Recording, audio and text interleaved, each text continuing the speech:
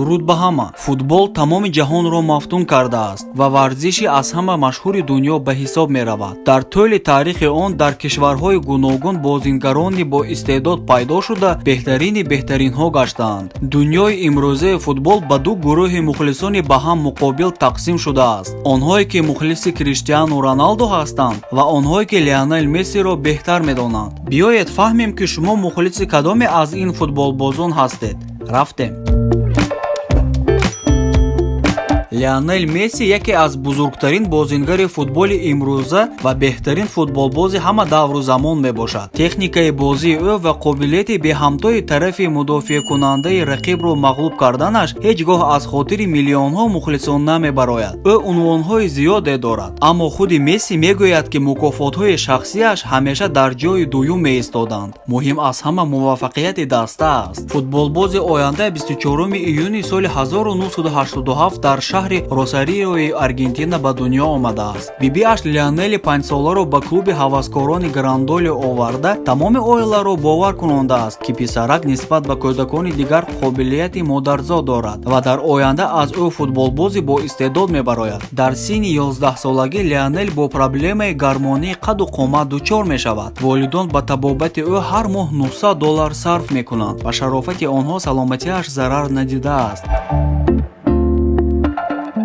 Дере нагузашта аз ҷавони боистеъдод скаутони клуби футболи Барселона бохабар мешаванд ва Лионелро ба Аврупо даъват мекунанд. Бисёриҳо солҳои 2010-2012-ро беҳтарин давраи карьераи Месси мешуморанд, зеро вай аввалин шуда дар ҷаҳон сазовори 4 тӯби тиллои FIFA гаштааст. Дар адади ин мукофот Месси бо футболбозии дигари машҳур Криштиану Роналдо рақобат мекунад. Соли 2008 Месси дар ҳайати дастаи Аргентина дар бозиҳои олимпии тобистона дар Хитой баромад кардааст. Онҷо ӯ ғолиби мусобиқа гашта чемпиони олимпӣ шуд. Дар дастаи яккачин Месси комёбиҳои бузург ба даст овардааст. ҳуҷумкунанда дар мусобиқаҳои байналмилалӣ дар 136 вохӯрӣ ҷамъоҷам 68 гол задааст. Соли 2010 дар вақти бозӣ бо Юнон Лионел сазовори банди капитанӣ шуд, яъне дар таърихи футболи Аргентина ӯ капитани аз ҳама ҷавони даста гашт. 25 ноябри соли 2017 Месси шартномаашро бо Барселона то соли 2021 имзо кард. Бо вуҷуди он ки Месси мехост карьераи худро ба анҷом расонад, ӯ ба чемпионати ҷаҳон ба Русия омад. Дастаи Аргентина бо Исландия дуранг бозӣ кард 1-1, аммо ба хорватҳо бой дод.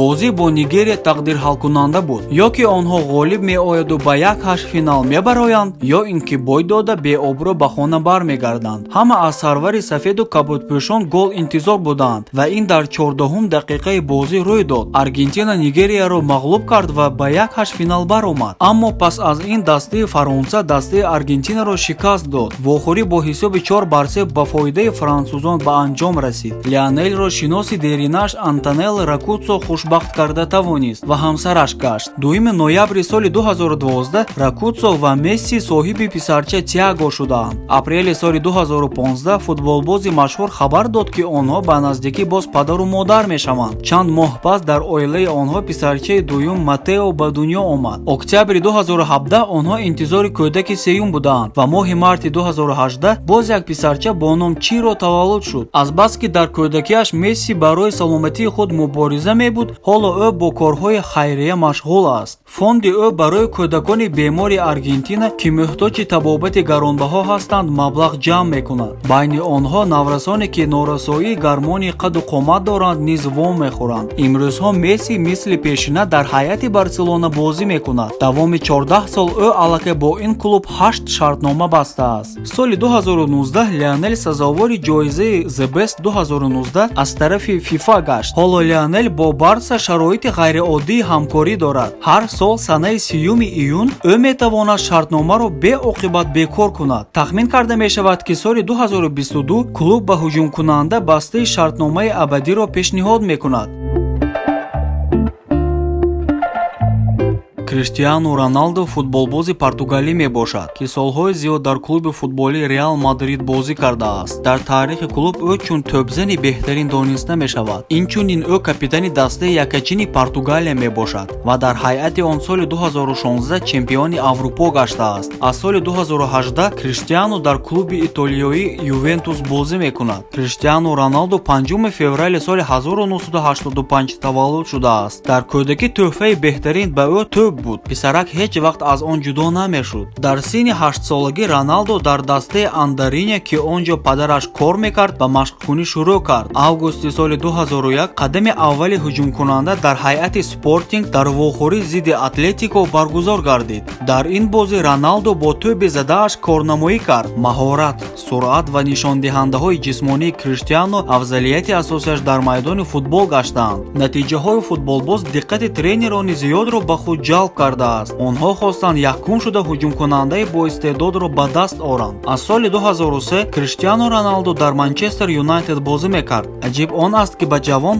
якбора футболкаи рақамаш 7 дода шуд. Футболбозе аз ҳама баландмузди Манчестер Юнайтед соли 2008 капитани даста шуд. Роналдо дар ҳайати Манчестер Юнайтед мукофотҳои аввалини худро ба даст овард. Ин бутси тиллоӣ ва тӯби тиллоӣ мебошанд. Баъд аз он соли 2009 бозингар ба клуби испаниягии Реал гузашт. Гузариши Роналдо ба клуби Мадрид $104 миллион афтид ва ӯро футболбозе аз ҳама баландмузди ҷаҳон гардонид. 3 сентябри соли 2015 Роналдо голи 500-уми худро зада тӯбзани беҳтарини клуб гашт. Рақобати Криштиану Роналдо бо ҳуҷумкунандаи Барселона Лионел Месси сазовори аҳамияти махсус аст. Вохӯрии Реалро бо Барселона ҷанги байни ду бозингарони беҳтарини футболи муосир меноманд, чунки ҳардуи ин пешсафон миллионҳо мухлисонро назди экранҳо ҷамъ мекунанд. Ноябри 2016 Криштиану шартномаи навбатиро ба муҳлати 5 сол имзо кард. Ҳамон сол ӯ дар ҳайати дастаи якачини Португалия чемпиони Аврупо гашт ва ба ғайр аз ин соҳиби чорумин тӯби тиллоӣ шуд. Аз рӯи маълумоти маҷаллаи амрикои Forbes соли 2017 Криштиану боз варзишгари аз ҳама баландмузд дониста шуд. Даромади солонаи ӯ $93 миллион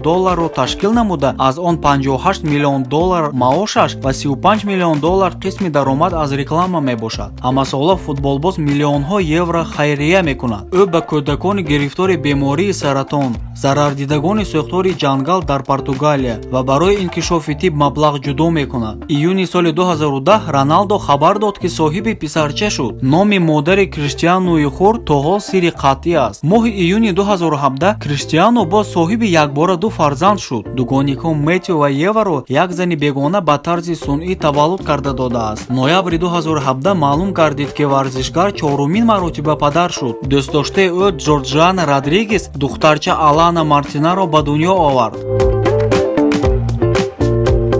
Соли 2018 дар ҳайати дастаи Португалия Криштиану ба чемпионати ҷаҳон ба Русия ташриф кард. Мухлисон интизори он буданд, ки даста агар ки ғолиб набарояд ҳам ақаллан ба финал роҳхат меёбад. Лекин ин тавр нашуд. Онҳо аллакай дар бозии 1-8 зидди Уругвай бой доданд ва бо ҳангома мусобиқаро тарк намуданд. Хабари марказии соли 2018 ин гузариши Криштиану Роналдо аз Реал Мадрид ба Ювентус буд. Ин гузариш, ки арзишаш €112 миллион аст, бо хоҳиши худи футболбоз ба амал омад. Созишнома бо Роналдо то 3 июни соли 2022 пешбинӣ шуда маошаш €30 миллион дар як сол ташкил намуд. ҳуҷумкунандаи Барселона Лионел Месси ва ҳуҷумкунандаи Ювентус Криштиану Роналдо ягона футболбозоне гаштанд, ки дар давоми 10 соли охир зиёда аз 500 гол задаанд. Бояд қайд карда шавад, ки Месси ба ҳар ҳол як қадам пештар аст. ӯ аз Роналдо дида 24 гол зиёдтар задааст. Аммо дар рӯйхати варзишгарони аз ҳама баландмузд Роналдо тавонистааст Мессиро ақиб гузорад. раҳмат, ки то охир тамошо кардед. Лайк гузоред, ба шабакаи Дуруд обуна шавед. худи шумо мухлиси кӣ ҳастед? Месси ё Роналдо? Дар комментария нависед. Бо шумо будам ман, Эминов Умед. То бозди.